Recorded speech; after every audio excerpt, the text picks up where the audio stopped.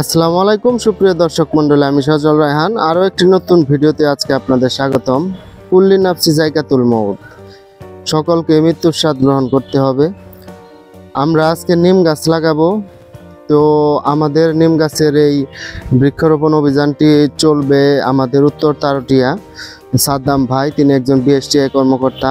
তার উদ্যোগে এবং তার গ্রামের বিভিন্ন লোকজন ছেলেপেলের উদ্যোগেই কিন্তু আমাদের এই বৃক্ষরোপণ কর্মসূচি। আমরা সর্বমোট উত্তর তারটিয়ার যে কয়েকটি রাস্তা আছে, প্রত্যেকটি রাস্তায় আমরা 110টি নিম গাছ এবং 2টি আপনার কৃষ্ণচূড়া গাছ রোপণ করব। তো নিম গাছ খুবই উপকারী একটি গাছ। নিম গাছ যে জায়গায় থাকে সেই জায়গায় কিন্তু আবহাওয়া খুব ভালো থাকে, তাপমাত্রা টেম্পারেচার সবসময় 2 ডিগ্রি কম থাকে। আর নিম গাছের যে অক্সিজেন প্রডিউস করার ক্ষমতা সেটি কিন্তু সবচেয়ে বেশি হয়ে থাকে। তো এই যে আমরা কিন্তু রোপণ শুরু করে দিয়েছি অলরেডি। সাদ্দাম ভাই দোয়ার মাধ্যমে প্রথমেই একটি গাছ রোপণ করে, সাথে ছিল প্রান্ত, আমি আর অনেকেই। তো রাস্তার পাশে গাছ রোপণ করা এটি আসলে একটি মহৎ কাজ বলে আমি মনে করি, কারণ রাস্তার পাশের গাছ আপনার সবসময় মানুষের উপকারে আসে, প্রকৃতির উপকারে আসে এবং পশু পাখির উপকারে আসে।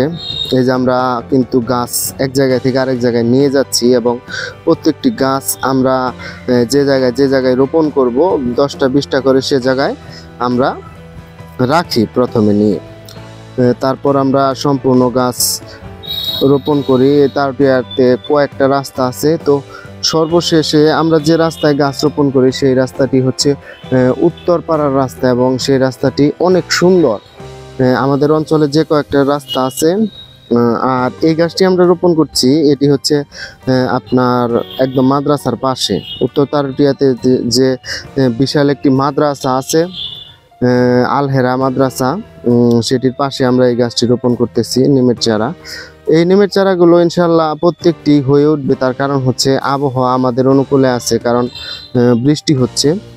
আপনারা যারা রোডে, কবরস্থানে এবং এই ধরনীয় মানে পাবলিক জায়গায় গাছ রোপণ করবেন তারা অবশ্যই বর্ষার দিনেই রোপণ করার চেষ্টা করবেন, তা না হলে গাছ কিন্তু আপনার না হওয়ার সম্ভাবনা থাকে। তার কারণ হচ্ছে বর্ষার দিনে আপনার পানি দিতে হয় না। তো আমরা কিন্তু গাছ রোপণ করতে করতে এক পর্যায়ে উত্তর তারটিয়া আপনার কবরস্থানে চলে এসেছি। কবরস্থানের পাশেই আমরা অনেকগুলো গাছ ইনশাআল্লাহ রোপণ করব। তো এই কবরস্থানের পাশে নিম গাছগুলো মানুষের কাজে আসবে।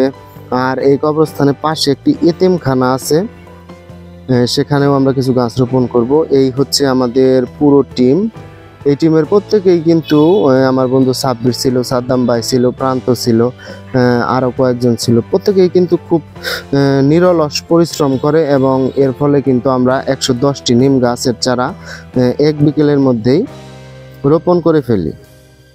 তো এই গোরস্থানে আমরা রোপণ করার পরে কিন্তু আমরা চলে যাব হচ্ছে আপনাদের যে তারটিয়া উত্তরপাড়ার রাস্তা আছে সেদিকে। তো এই যে এদিকে আমাদের বৃক্ষরোপণ শেষ, এদিকে সামনের দিকে আমরা আরও একটি নিম গাছ রোপণ করব। তারপরে আমরা চলে যাব হচ্ছে উত্তর তারটিয়া যে আরও একটি প্রতিষ্ঠান আছে এতিমখানা, উত্তর তারটিয়া এতিমখানা, সেই এতিমখানার ভেতরে সেখানেও আমরা কয়েকটি গাছ রোপণ করব এবং সেই গাছ রোপণ করার পরে আমরা চলে যাব উত্তর তারটিয়ার যে সবচেয়ে সুন্দর রাস্তা সেই রাস্তার দিকে। তো যেটি বলতেছিলাম, আপনারা অবশ্যই পাবলিক প্লেসে গাছ রোপণ করলে বর্ষার মধ্যে রোপণ করবেন, কারণ বর্ষার মধ্যে আপনাদের একটু পানি কম দিলেও গাছগুলো হবে, মারা যাবে না।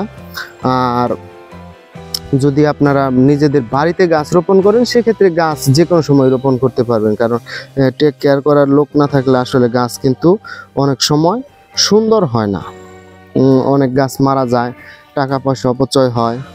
তো এই যে আমরা আস্তে আস্তে রাস্তার মধ্যে দিয়ে গাছ রোপণ করা কিন্তু প্রায় শেষের দিকে। আমরা এখন চলে যাব উত্তরপাড়ার যে সুন্দর রাস্তা আছে সেই রাস্তার দিকে। এই উত্তরপাড়ার রাস্তাটি অনেক সুন্দর। এই রাস্তাটিতে ব্যাপক পরিমাণে আপনার লোকজন আসে, এখানে লোকজন এসে বিকেল বেলায় বসে, রাত্রিবেলায় বসে। এখানে আমরা কিছু গাছ রোপণ করেই আজকের মতো আমাদের বৃক্ষরোপণ কর্মসূচি শেষ করব। বিশেষ করে ধন্যবাদ জানাতে চাই সাদ্দাম ভাইকে এবং উত্তর তারটিয়ার প্রত্যেকটি যুবককে যাদের উদ্যোগে কিন্তু এই গাছগুলো রোপণ হলো। তো সুপ্রিয় দর্শক মণ্ডলী, আমরা যেন সবসময় এভাবে বিভিন্ন জায়গায় গাছপালা রোপণ করতে পারি, প্রাকৃতিক ভারসাম্য রাখতে পারি, পশু পাখির উপকার করতে পারি, মানুষের উপকার করতে পারি। আমাদের জন্য দোয়া করবেন। সম্পূর্ণ ভিডিও দেখে আমাদের সাথেই থাকুন। ধন্যবাদ।